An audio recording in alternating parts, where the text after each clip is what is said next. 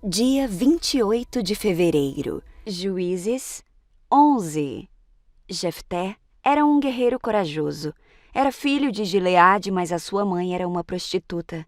A esposa de Gileade teve muitos filhos, e quando esses meios-irmãos cresceram, expulsaram Jefté, dizendo: "Você não receberá parte alguma da herança do nosso pai, pois é filho de outra mulher."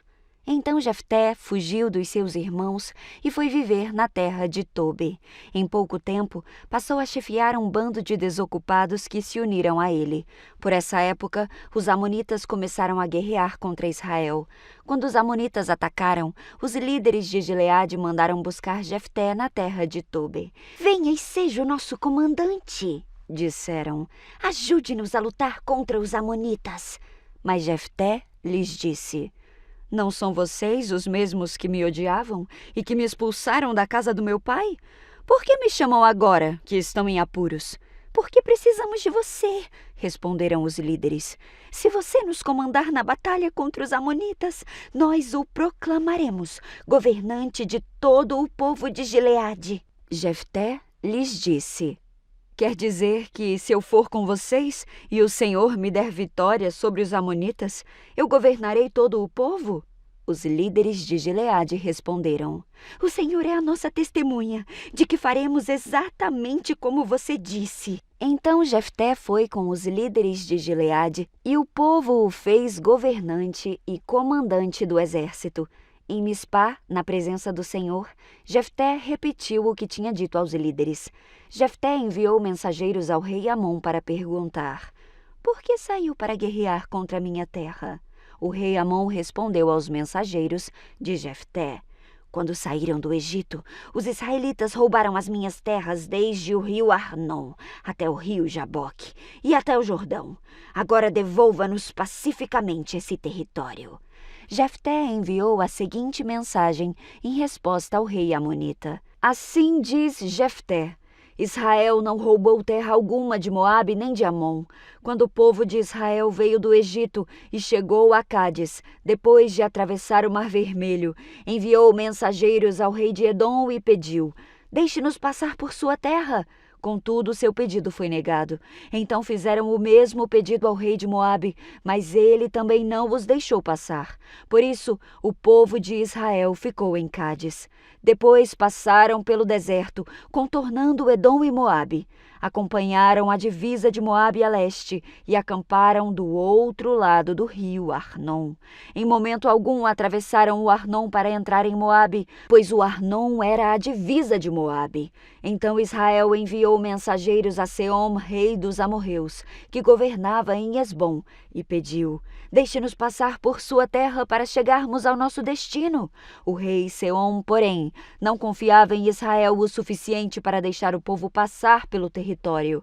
Em vez disso, mobilizou seu exército em Jaza e atacou Israel. Mas o Senhor, o Deus de Israel, entregou o rei Seom nas mãos do seu povo, que derrotou os amorreus. Israel tomou posse de toda a terra dos amorreus, que viviam naquela região desde o Arnon até o Jaboque e desde o deserto até o Jordão. Como você vê, foi o Senhor, o Deus de Israel, que tirou a terra dos amorreus e a entregou a Israel. Por que então haveríamos de devolvê-la? Fique com o que o seu Deus Camus lhe der, e nós ficaremos com o que o Senhor, nosso Deus, nos der. Por acaso você é melhor que Balaque, filho de Zippor, rei de Moabe? Ele tentou disputar esses territórios com Israel? Entrou em guerra contra os israelitas? Israel vive aqui há 300 anos, habita em Hesbom e nos povoados ao redor, até Aroer e os seus povoados, e todas as cidades às margens do rio Arnon. Por que até agora vocês não fizeram esforço algum para reaver esse território?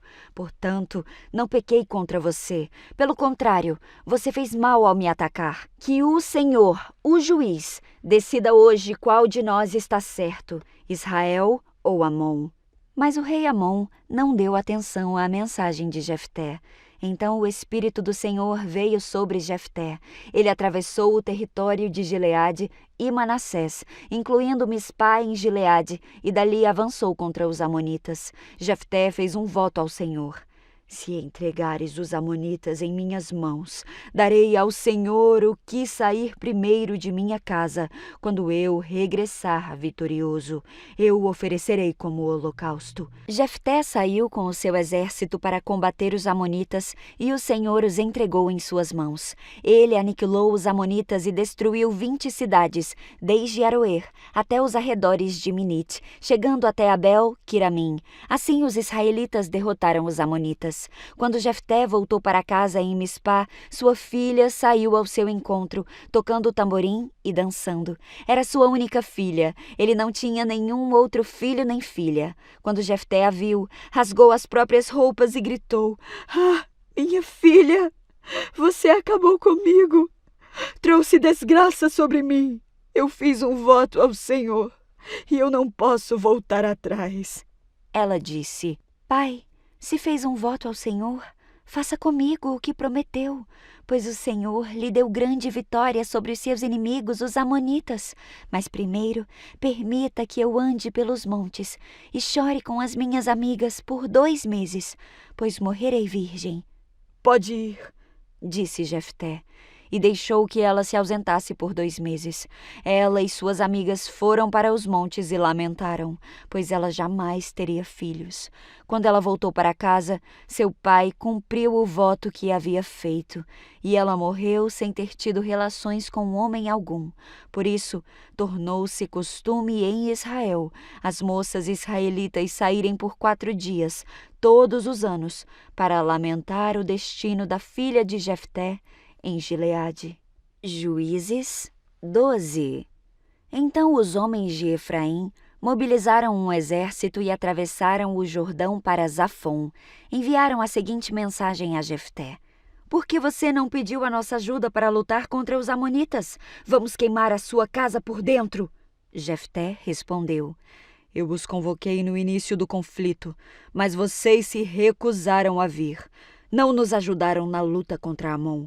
Por isso, quando eu vi que vocês não viriam, arrisquei a vida e saí para a batalha sem vocês. E o Senhor entregou os amonitas em minhas mãos. Por que agora vocês vêm lutar contra mim?" Os homens de Efraim responderam: "Vocês de Gileade não passam de fugitivos de Efraim e Manassés." Então Jefté reuniu todos os guerreiros de Gileade, atacou os homens de Efraim e os derrotou. Os homens de Gileade tomaram os pontos mais rasos da travessia do Jordão, e sempre que um fugitivo de Efraim tentava voltar para a outra margem, eles o confrontavam. "Você pertence à tribo de Efraim?"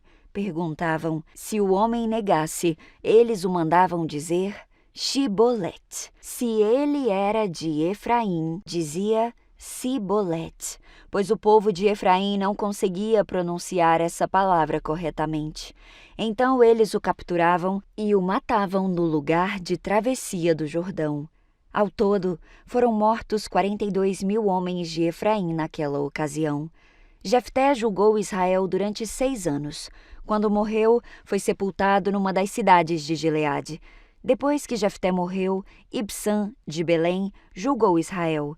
Ele teve 30 filhos e 30 filhas. Deu suas filhas em casamento a homens de fora do seu clã e trouxe 30 moças de fora do seu clã para se casarem com seus filhos.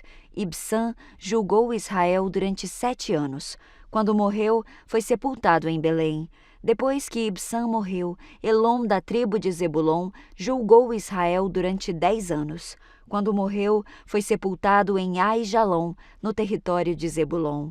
Depois que Elom morreu, Abdom, filho de Hilel, de Piratom, julgou Israel. Ele teve 40 filhos e 30 netos, que montavam 70 jumentos. Abdom julgou Israel durante 8 anos. Quando morreu, foi sepultado em Piratom, no território de Efraim, na região montanhosa dos Amalequitas. Juízes 13.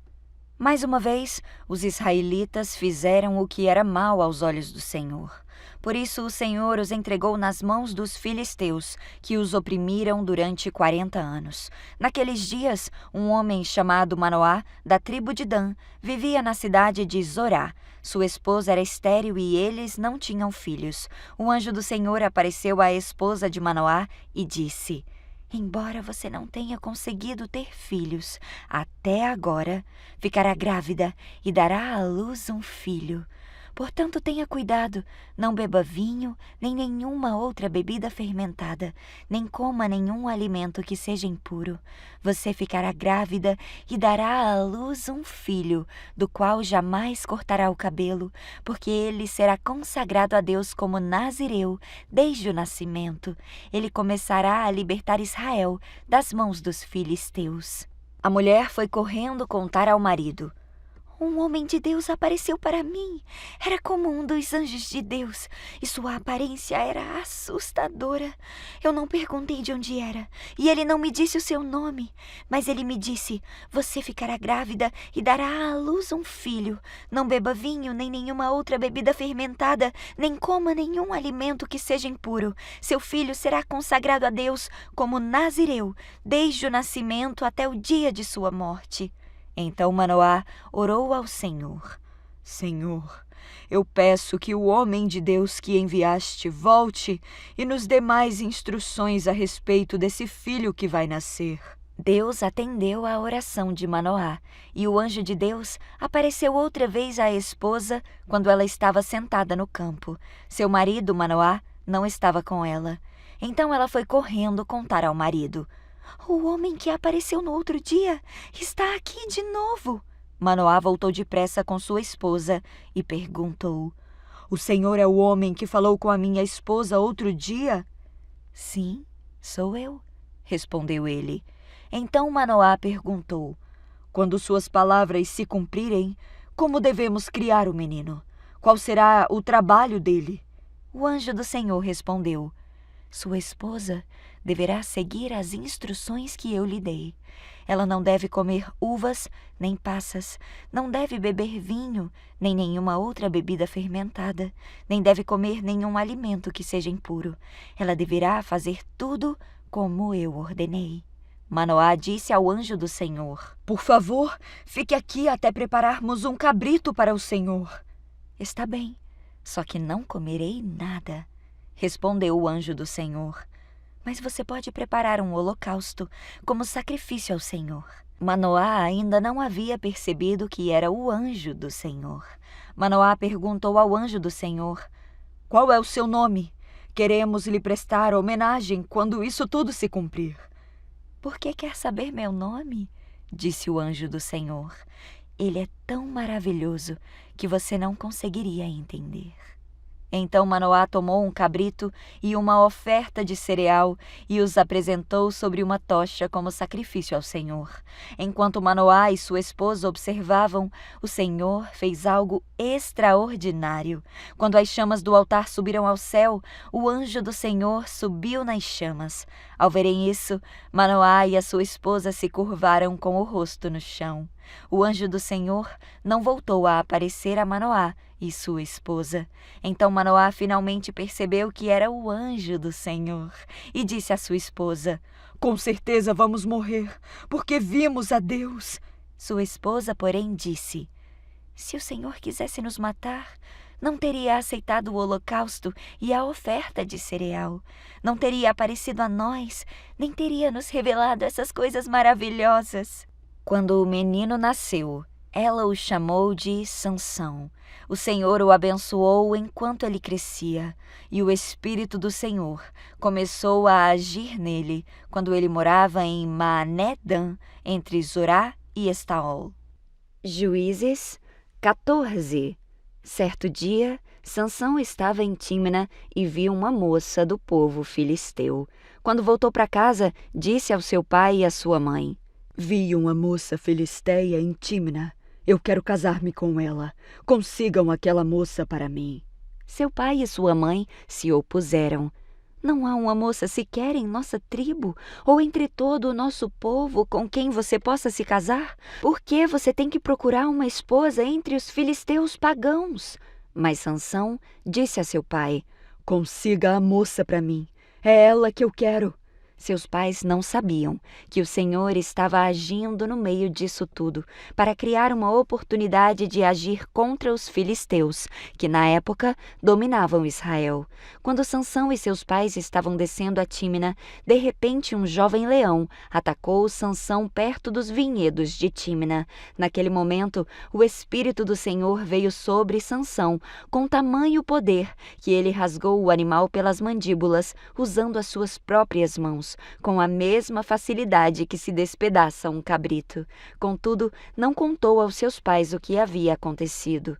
Quando chegou a Tímina, conversou com a moça e se agradou muito dela. Algum tempo depois, quando voltou a Tímina para o casamento, saiu do caminho para ver o cadáver do leão. Descobriu que um enxame de abelhas havia feito mel dentro da carcaça. Pegou um pouco do mel com as mãos e foi comendo pelo caminho.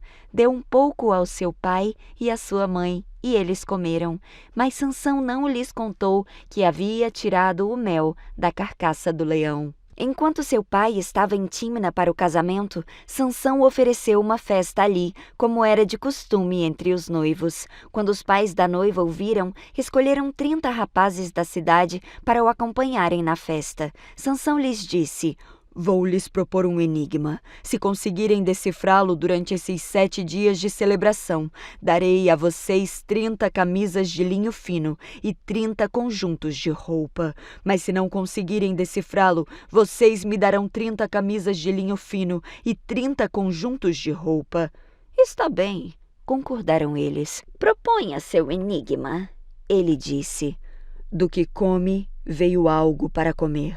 Do que é forte, veio algo doce." 3 dias depois, eles ainda tentavam encontrar a resposta. No 4º dia, disseram à esposa de Sansão: "Convença o seu marido a explicar o enigma. Caso contrário, queimaremos vivos você e sua família." "Você nos convidou à festa só para nos deixar pobres?" Então a esposa de Sansão lhe disse aos prantos: "Você não me ama, você me odeia.